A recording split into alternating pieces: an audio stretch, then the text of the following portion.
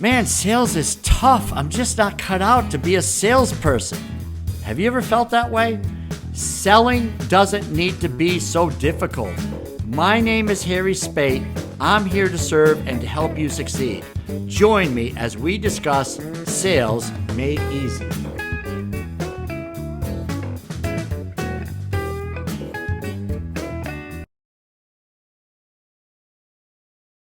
Ladies and gentlemen, I am excited because we have the world-renowned Jeff Hancher with us. Now, for those of you who don't know Jeff, I'm telling you, he has got a tremendous story.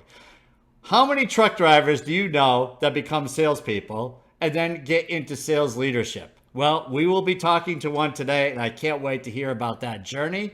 And today, Jeff is helping others with sales and leadership training, and he's got a podcast. The guy's amazing, and we're going to learn more about this, and hopefully there'll be some valuable lessons about how to make sales simple. So Jeff and I seem to speak the same language, and I can't wait to get this going. So Jeff, welcome to the show. What is the good word? Harry, good to be with you. It's an honor to be on the show. It's always good to meet like-minded people, and knowing what your audience might look like. Hopefully I can drop a couple of nuggets and tell the story about how I got from truck driver to sales extraordinaire, if you will. If I can do it, anybody can do it. I can assure you. Dude, that. I so love that. I love the line, if I can do it, anybody can. Again, another area where you and I are speaking the same language. So I think we should start there. I mean, I just love the fact that you started out at a pretty low, not that truck driving's low level, because God knows we need truck drivers today to empty the ports, please. Yes. But tell us a little bit about that history from truck driver to sales. What was that journey like? Yeah, so grew up here in southwestern Pennsylvania, very rural area. Not to be the Debbie Downer here, but I think it helps tell the story. I grew up in poverty. I had two parents that were very, very sick. I had a mom that suffered from lupus that died very young, and a dad that suffered from osteoarthritis. Wow. And so neither one of my parents ever worked a day in my life. And that led to a teenage years of dysfunction and getting into trouble with the law and being around the wrong group. And, I was getting in over my head, Harry, and I just knew I needed out. And a Army recruiter came to our high school. And I'd love to tell you that I joined because of the grand old flag, which I love our country. I'm very patriotic, but I was running from something, not to something. Yeah. And I joined the military, and upon transitioning away from the military, I came home. I was going to be the first in my lineage to get a college degree. And I was 2 weeks away from starting university. And I got the call from my dad that I'd gotten so many times, which was they're sending mom home in hospice. This time, though, there was a catch, and the catch was my dad had to have his leg amputated because of infection. And so I put college on the back burner, just like you would have, and any of the listeners today. And I went home to take care of mom. And once we got hospice care and visiting nurses and all that structured, I didn't want to be a burden on my parents. And so I was just looking for a job to get me from here to starting college. And I answered a newspaper article. If many listeners don't even know what a newspaper is, but that tells you my age, Harry. It's the classified sections. I know what those are. Right. So here was this article, truck driver looking for hard workers. And I'm like, well, that's really the only skill I have. Mm-hmm. And so I applied to a position to be a fill-in truck driver at Cintas Corporation.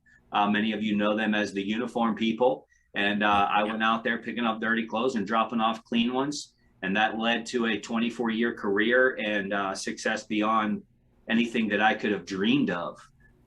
So that's kind of the nickel tour into how I got into becoming a truck driver. It was supposed to be a temporary thing that led to a career.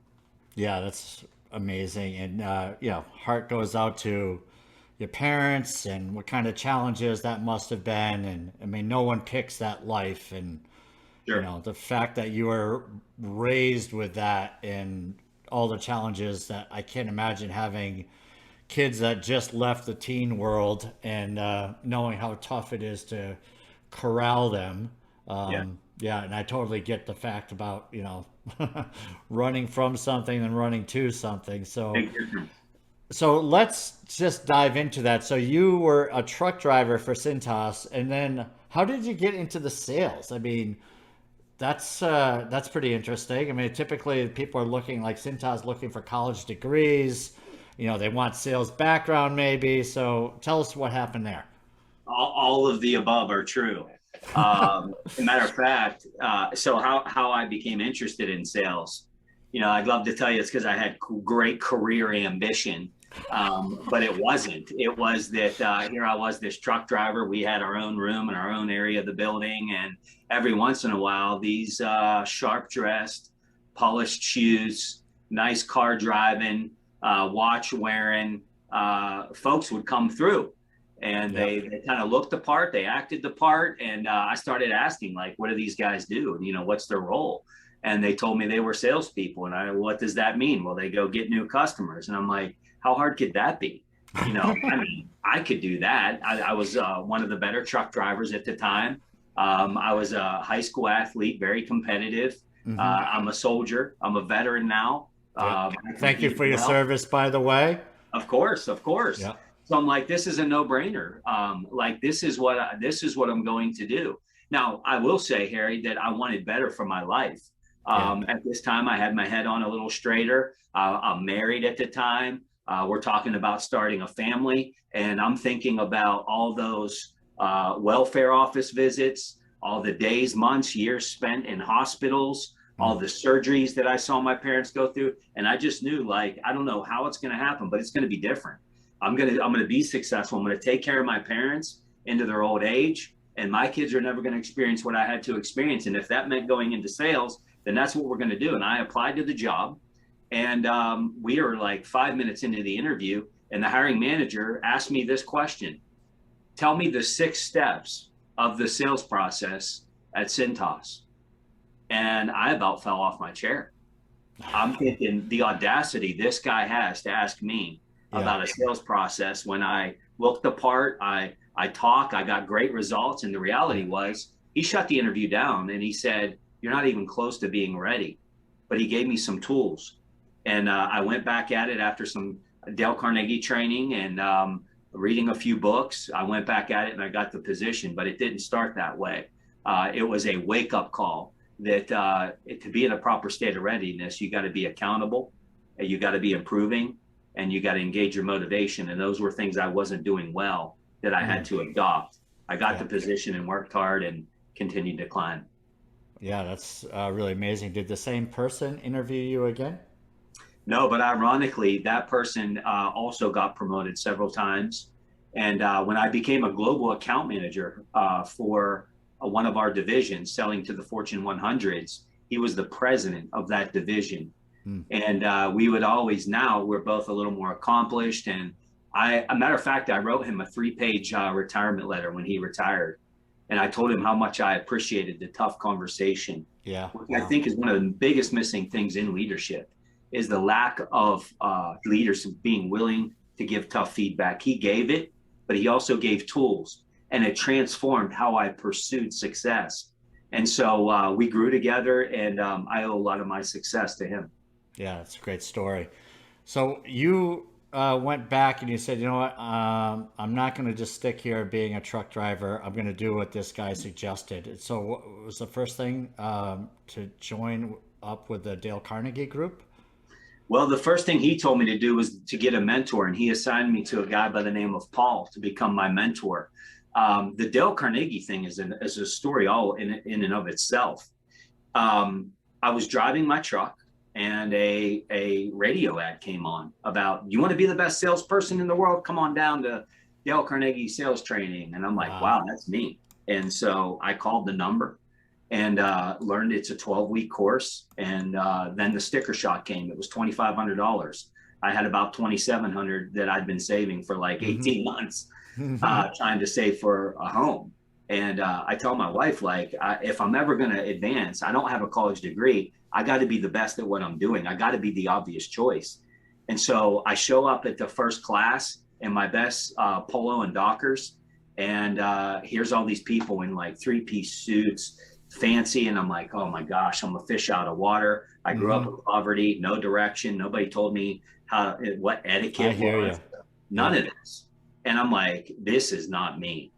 And I remember driving across the Fort Pitt Bridge, Harry, away from downtown, back home to Washington County, saying to myself, I'm not going back there.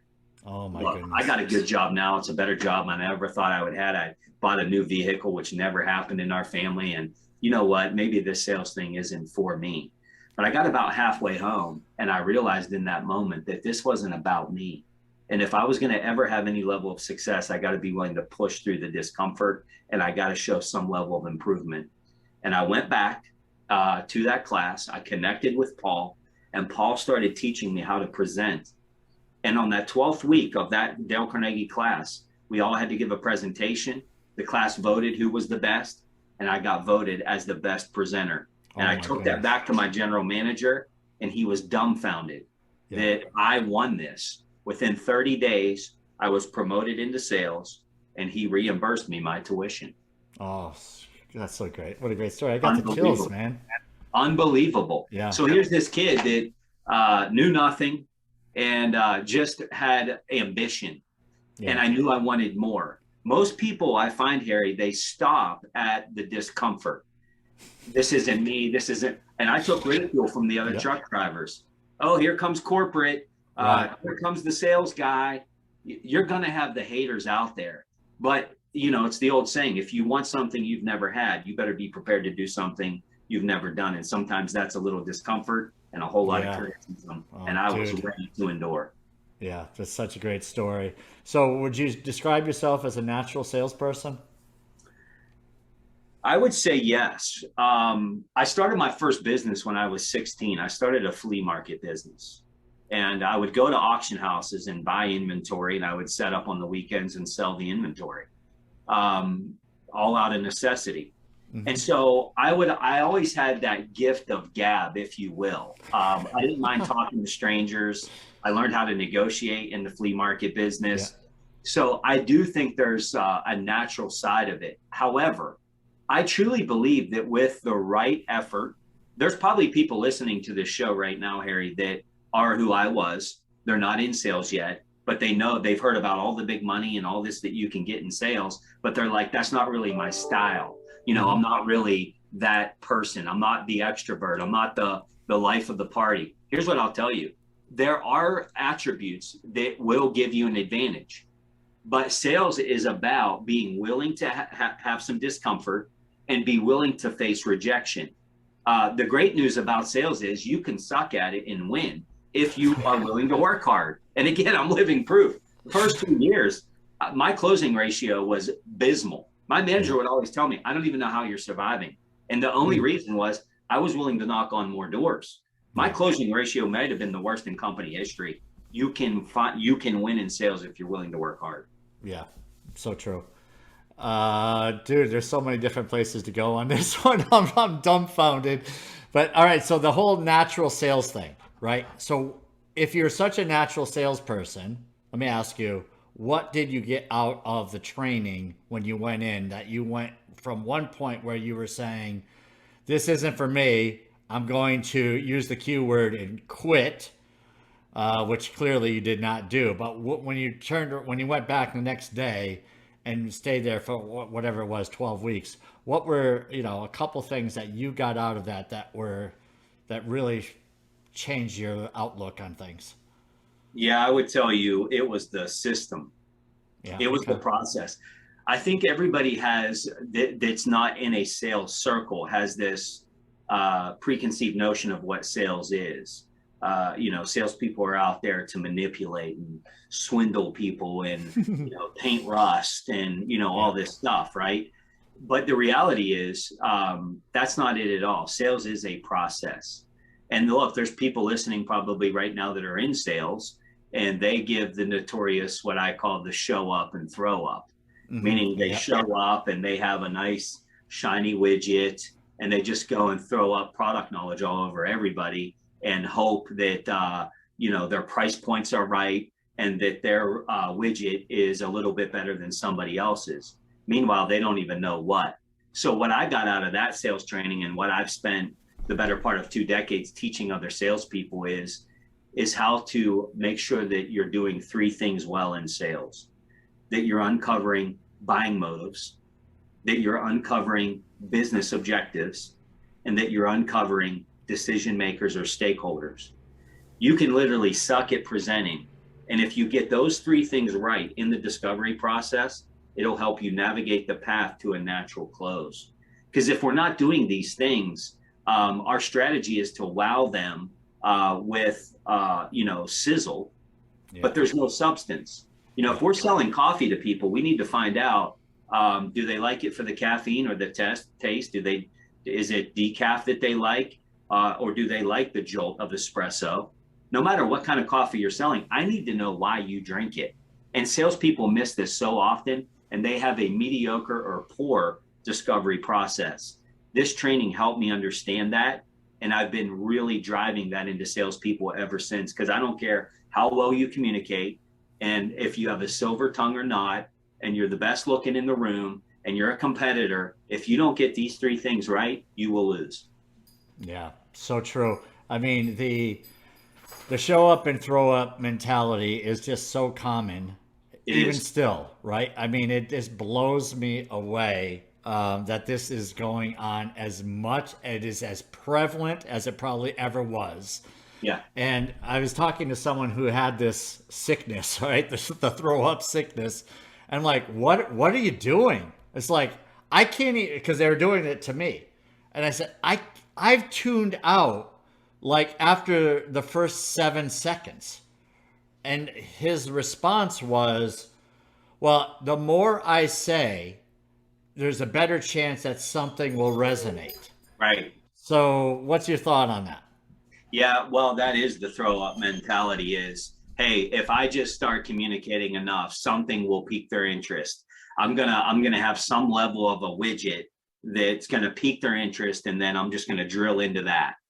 And look, if you have, you're in an MRO or you have 30,000 SKUs or whatever, Godspeed. Like maybe you'll have a widget that's better. But I think, knowing who your stakeholders are, who is your audience, typically the higher level stakeholder you have, they're more concerned about what your product can do for their business objective: growth, safety, profit, diversity, 50,000-foot business objectives. If you're at a user buyer level where they're using your product as a decision maker, then you want to talk about buying motives. What are their buying motives? Buying motives give instant gratification, speed to delivery, customer service scores, whatever it might be. You have to know who your audience is, and you have to ask the right questions that are going to pique their interest. Because if not, you could have the best price points and you could have the best widget. But as salespeople, the question we ask ourselves is, who cares? Who cares? Who cares that you have a better product, you have better price points, you have free shipping, all of this stuff? If it's not serving me, who cares? We have to validate that up front by asking the right questions. When we get the questions right, then what we do when we present is we present on how our product or service can meet those requirements. That's all that matters. Yeah. If you have a snow plow that can plow, snow, fast, twice as fast as everybody else's, but that's not their buying motive. What they want to know is that you're going to be here before all the traffic hits. That's their buying motive. Then you need to be selling on that buying motive. If you're a big time coffee drinker but hate caffeine, why would I spend 30 minutes telling you about the great caffeine content? I've lost you. Yeah. Same coffee, but I have it in decaf. That's your buying motive. That's where I need to spend my time, because all that matters is how we can help people buy. And typically people make that decision, as you know, Harry, of how can I get you out of pain or to pleasure?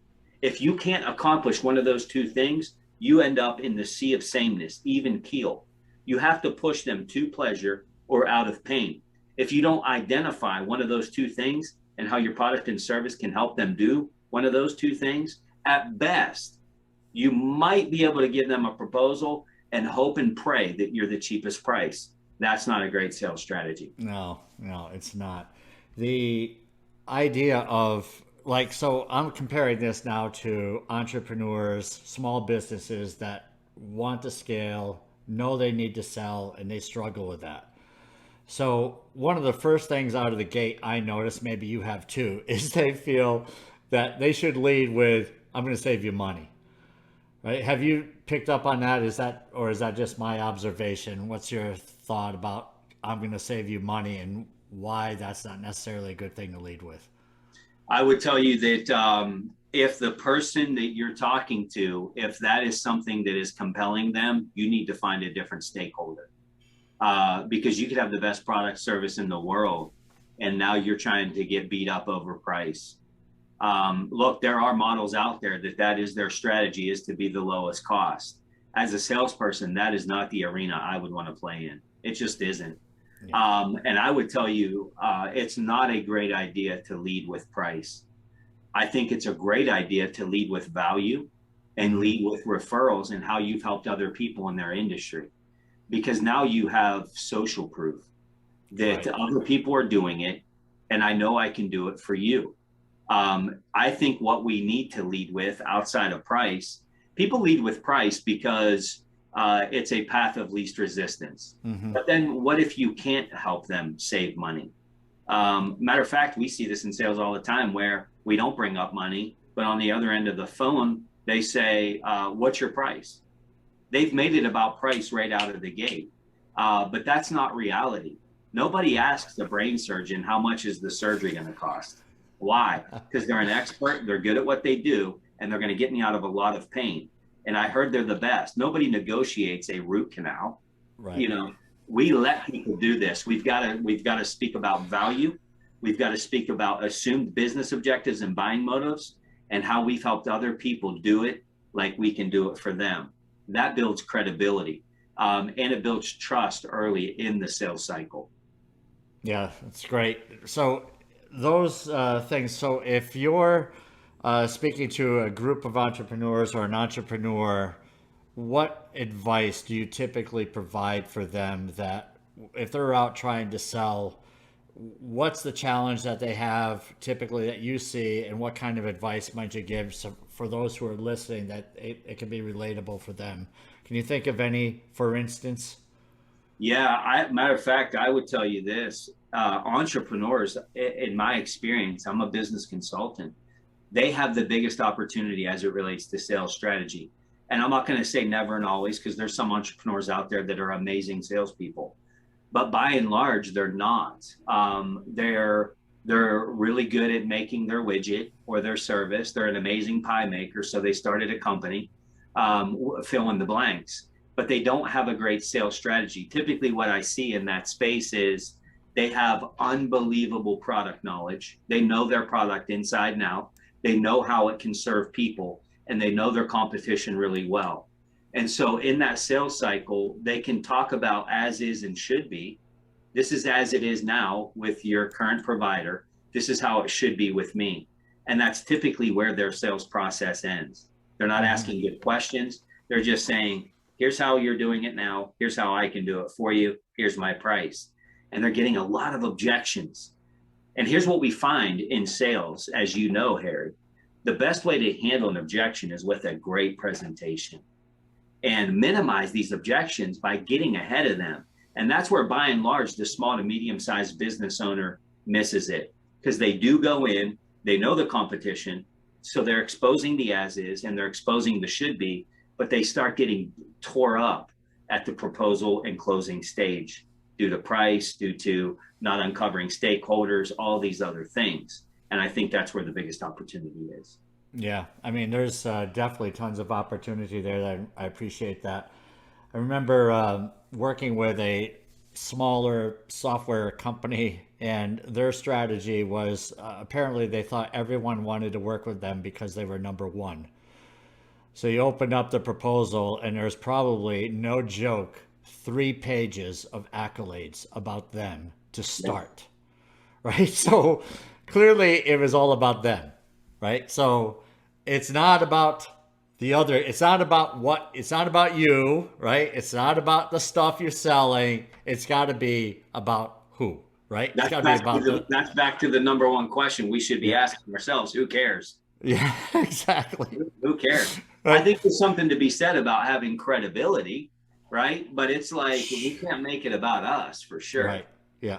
If you're leading with, yeah, in a proposal, if you're leading with credibility, then you probably missed something along the way. Yeah. Yeah. Hopefully, you've gained some confidence and credibility through conversations, and then you can save that towards the end. Like, here's what a few people are saying about us is one thing, but leading with that, and so as having been in the corporate sales for years, a lot of it is all about the company. And so people think that sales has to be all about the company, all about them, all about their product. And it's really, I mean, I look at it, it's really about the conversations and connecting. It really is. It Right? is What's about your thought connecting. there? Yeah, I think it is. I think there is something to be said about first impressions and connecting and knowing your audience. I'm a big believer in how you dress matters. Hmm. All of these first impression type things, I think they do matter. But at the end of the day, we've got to get into a proper position that people realize that we're going through this process to get the best outcome for them, which is Right. why we need to push through early objections like time. Hey, I only have 5 minutes. Well, then we need to reschedule. Hmm. Or here's my current pricing. Tell me yours in the first 5 minutes. I'm not willing to do that. Right. Why?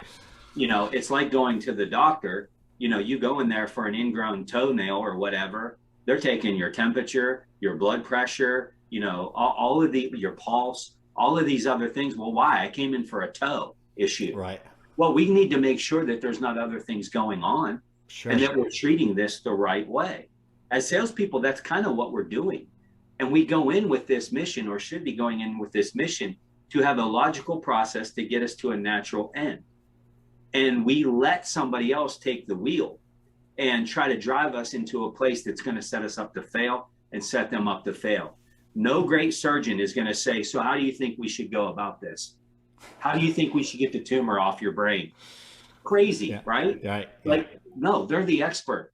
They're telling you how we're doing it, when we're doing it, and what recovery is going to look like in the whole thing. We got to become so confident in our product and in our process that we become the expert, and we're almost having this enough swagger about us that we have the confidence that we are going to save our prospects from themselves, not in arrogance, but to say, I know this better than anybody. I have to take control of this. Right. And I've got to take them through this process. When you do that, you become very compelling, and the disruption that you're causing, if you have the right stakeholder, is extremely valuable and will separate you from the pack.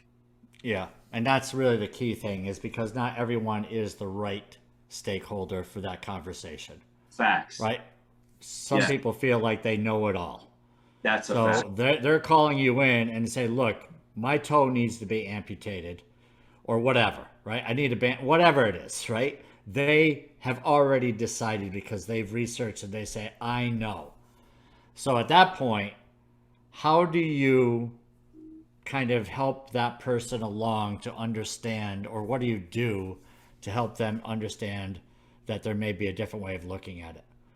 I think you got to lead with questions. When you have a confrontational or tough decision maker, you have to lead with questions. As salespeople, we have to understand that there's a fine line between who's right and what's right. And if you're out there to prove them wrong and be right, you're going to lose every sale. Exactly. Yeah. We got to find out what's right. Don't here's my advice. Don't use statements, ask questions. Statements put people in a defensive posture. Questions open up conversation. So they say, look, in the first 5 minutes, what's your price? Here's our price. Here's what your competitor's charging us right now. Or they say, I don't want to do it that way. I want a bandage instead of an amputation, whatever it might be. Hmm. Ask a good question early. That's called an early objection. Maybe ask them a question like this, Harry, and you say something like, listen, I know how important price is to you. However, if I could show you a way that I could customize a solution to improve how you're currently doing it and give you the best value for your service dollar, Wouldn't that be worth investing a few minutes of our time? What I'd like to do is ask you some questions. I'm going to give you an opportunity to ask me some questions. And based on what I learned from you, I'm going to show you how I helped ABC and XYZ in your same industry consolidate their vendor process and give them the best value for their service dollar. But in order to do that, I'm going to need to uncover how your current program works. Is that fair? That's fair. And dude, let's hit rewind and play that one again. That's the money. That's the money clip right there. Yeah, because that's beautiful. And here we are now. Isn't that logical too? Yeah, absolutely. And if you get the objection after that, cut bait and get out. You got the wrong person. You got the wrong person. They're exactly. not the right person. Right. They're in purchasing possibly, and they're getting paid on how much money they save versus best value. Executive leaders, senior decision makers, they're not wired that way. Yeah. Right. You have to go back to work and find someone else to meet with, because that ain't the person. That is not. Doesn't mean there's not opportunity in that business, right? But it's just that person is probably not the first person you wanted to be speaking with. Correct. But typically, the thing I love about that is when you set it up, like, I have a few questions for you so I can pretty much wordsmithing, paraphrasing, so I can better understand what your goals are through all of this. I understand that you want to save money. We're definitely going to address that. But I want to understand what your thinking is like on this whole topic. That's right. A few questions. It won't take long, but I really would love your opinion, right? People want to tell you what they think in general. Yes. Right? They're not going to say go screw because they want to talk. I mean, they clearly want to let you know what they're thinking. And then I would just take notes, right? I want to, you ask, like, how did you get to that decision? What were some of the things that you looked at? Did you talk to some others? Ask questions like that. But you're not in challenging position at that point, right? Yes. Once you start challenging, for a person like that, without trust being built up, what do you think is going to happen? Yeah, it's not going to be a good outcome at all. Yeah. Not at all. And that is another pitfall that I see a lot in sales trainings, and what salespeople make is they don't put enough effort into overcoming objections with logic. Yeah. At best, they're coming back with some salesy, gimmicky thing. And always remember, we've heard it said a million times, nobody likes to be sold, but everybody likes to buy. If you're using these gimmicky, quirky sales responses, you're going to get your lunch eaten.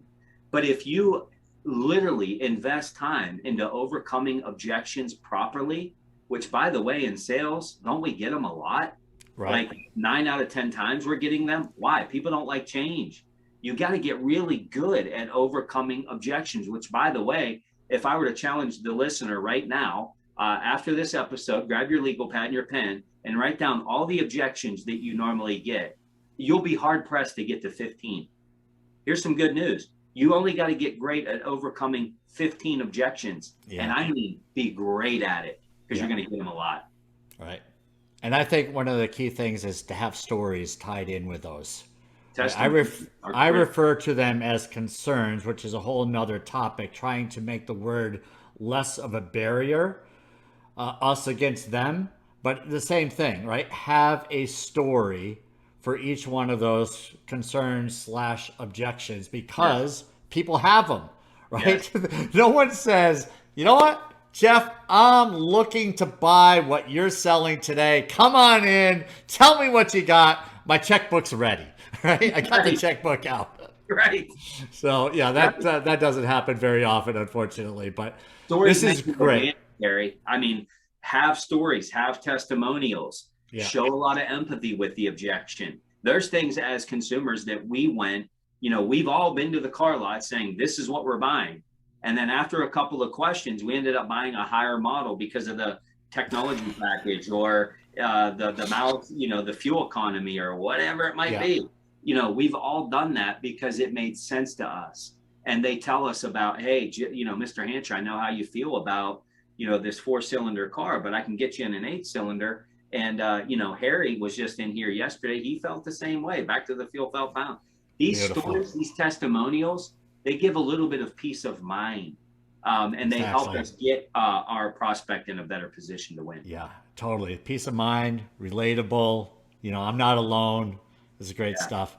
Yeah. Jeff, this has been awesome. I can't believe how quickly the time went. You're truly a valuable add to the Sales Made Easy podcast and to your clients, I'm sure. And when people are listening to this, I suggest really go back a few minutes. I'm going to put it in the clip for the podcast. But what Jeff said is money, right? You can play that over and over again, rehearse it, and you'll be better off for it. So, Jeff, where can people find you for more of the valuable bombs that you drop here for us? Well, I'd love to connect with your community and serve them in any way that I possibly can. Jeff Hancher Enterprises really has a couple of offerings. Keynote speaking. We got tons of training. We got a great team under us of trainers doing tons of training, all things leadership, personal development, and of course, sales training. I have free resources. The Champion Forum podcast comes out every Thursday. That's free for your use. Any of you that are in leadership or aspire to lead, go check out our website, jeffhancher.com. We have live leadership training development groups that happen twice a month. We'd love for you to be a part of that community, and appreciate the opportunity to connect with your listeners. And Harry, it's been a pleasure connecting with you today as well, and really appreciate the opportunity. Yeah, it's awesome to have you. On that note, if you enjoyed this podcast, please download it, leave us a review. All of that helps. And we certainly appreciate you, Jeff, and much success, and looking forward to seeing you again. Thanks, Harry. Man, sales is tough. I'm just not cut out to be a salesperson. Have you ever felt that way? Selling doesn't need to be so difficult. My name is Harry Spate. I'm here to serve and to help you succeed. Join me as we discuss Sales Made Easy.